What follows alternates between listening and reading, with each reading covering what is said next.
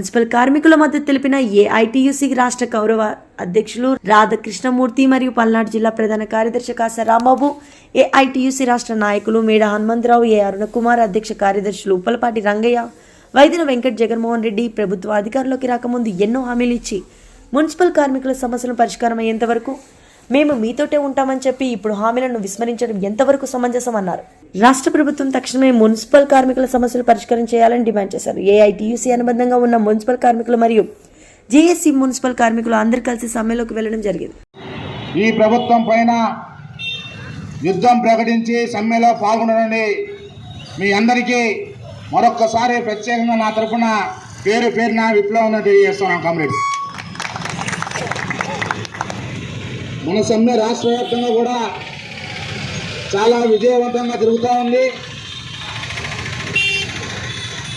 1-2 సార్లు సమ్మె చర్చలకి ప్రభుత్వం మనల్ని పిలిచింది. ఈరోజు సాయంత్రం కూడా చర్చలకు ఆహ్వానించడం జరిగింది. ఆ చర్చల్లో పాల్గొన్నటువంటి ప్రభుత్వ పెద్దలు ఎవరైతే ఉన్నారో వారు అసలు విషయాలన్నీ కూడా పక్కన పెట్టి కుసరి విషయాల గురించి మాట్లాడుతూ ఉన్నారు.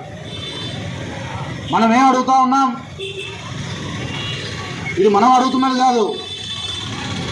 ఈ భారతదేశ అత్యున్నత న్యాయస్థానం ఏదైతే ఉందో ఆ సుప్రీంకోర్టు ఈరోజు ఉన్నటువంటి పరిస్థితుల రీత్యా ఈ భారతదేశంలో కుటుంబం సజావుగా 3 పూటలు తిండి దొరుకుతూ గూడు గుడ్డ ఈ 3 కూడా ఒక కుటుంబానికి సరిపడా ఉండాలంటే కనీసం 26,000 రూపాయలు ఉండాలని చెప్పేసి సుప్రీంకోర్టు తెలియజేసింది.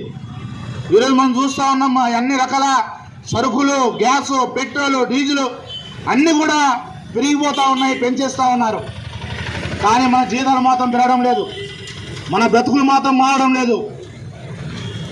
మనందరం కూడా ఒక 3-4 సంవత్సరాలు వెనక్కిపోతే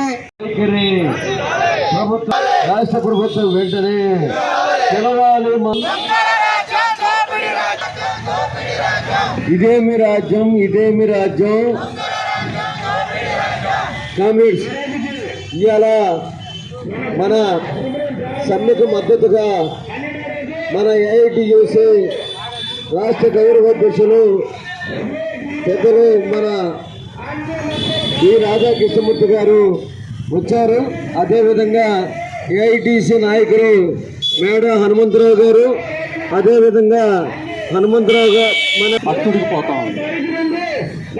మనం ఈ సమ్మె చేయటం అనేటువంటిది సమ్మెని కొంచెం వాయిదా వేసుకోవటం కూడా జరిగింది.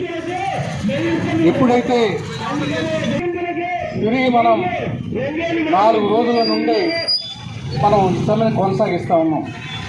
అధికారంలోకి వస్తాము, మన ప్రభుత్వం వస్తుంది, మన 2 సంవత్సరాలు గడిచింది. అసలు మనం అడుగుతూ ఉంటే వాళ్ళంతా వాళ్ళు చేయాల్సింది పోయి, వాగ్దానం చేసిన దాన్ని అమలు జరపాల్సింది పోయి, మనం అడుగుతున్నా సరే, వెంట పడుతున్నా సరే పట్టించుకోకుండా నిర్లక్ష్యంగా వ్యవహరించడం జరుగుతాం. అందువల్లనే ఈ సమ్మెని మనం చేస్తూ ఉన్నాం. ఒకవైపు అంగన్వాడీలు చేస్తూ ఉన్నారు, 24 రోజుల నుంచి చేస్తూ ఉన్నారు. సాక్షర భారతి వాళ్ళు సమ్మె చేస్తూ ఉన్నారు. అట్లాగే సచివాలయాల్లో పనిచేసేటువంటి వాళ్ళు వాలంటీర్లు సమ్మెలోకి వస్తూ ఉన్నారు. ఇంకా అనేక మంది ఈ సమ్మెల బాట ఎందుకు పట్టాల్సి వచ్చిందనేటువంటిది కానీ చూస్తే ముఖ్యమంత్రి గారు పూర్తిగా విఫలమయ్యారు పరిపాలనలో. ఖచ్చితంగా చెప్పవచ్చు. ఏ సమ్మె కూడా ఇన్ని రోజులు 24 రోజులు జరగకూడదు. అంగన్వాడీలు మనల్ని అసలు సమ్మెలోకి రానివ్వకూడదు.